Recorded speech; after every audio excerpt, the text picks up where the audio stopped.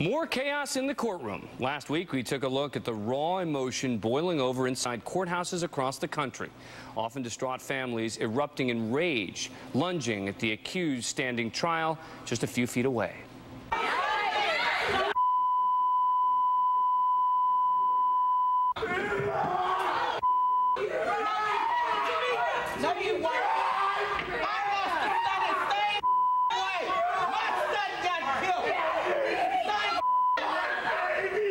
The most recent outburst shook up a Vermont courtroom during an arraignment for Michael Christmas, accused of murdering his brother-in-law. Mayhem broke out when the victim's girlfriend cursed the defendant, calling him gutless. You stole a good man! You're a worthless piece of man! You're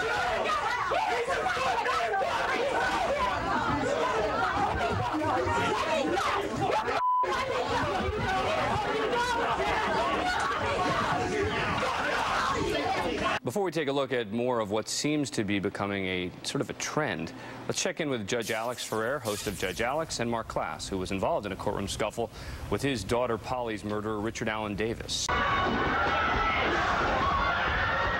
Judge Alex, obviously that's an extreme example, but I've assumed that judges have to be very cognizant of this as a potential issue in any courtroom where there's that much emotion. Oh, absolutely. I don't think that it's more prevalent. I think it's being reported more often as a situation. Shows like MSNBC are following these situations more closely. But as judges, we do see explosions of emotion, especially in cases involving children. I think if it is more prevalent, it's because of more cases that involve injuries to children, murders of children, especially sexual offenses of children.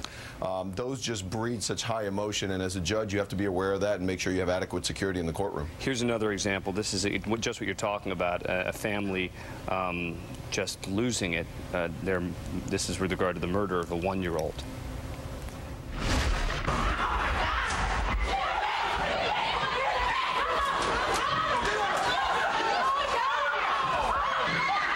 Do you think that prosecutors are less inclined to prosecute a family member acting out of emotion inside a courtroom like that?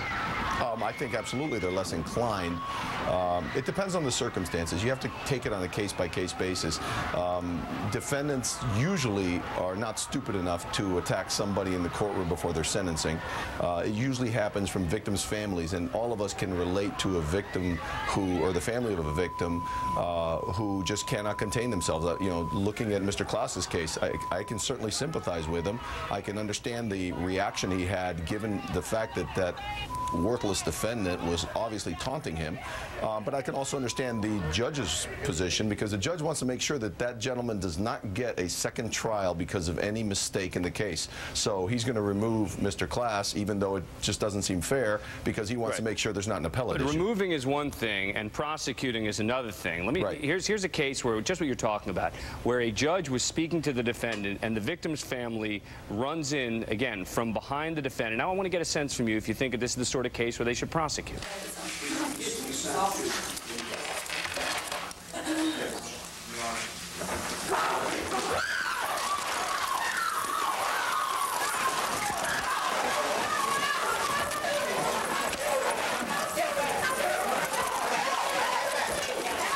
All right, Judge Alex, is it the sort of case, let's say you were a prosecutor in that jurisdiction, they can't do this, they shouldn't do this. Everyone agrees on that. Right. But would you then suggest not prosecuting because of that emotional response?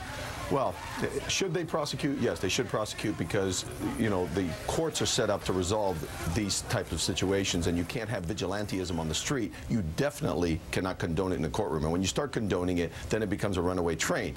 Will they prosecute?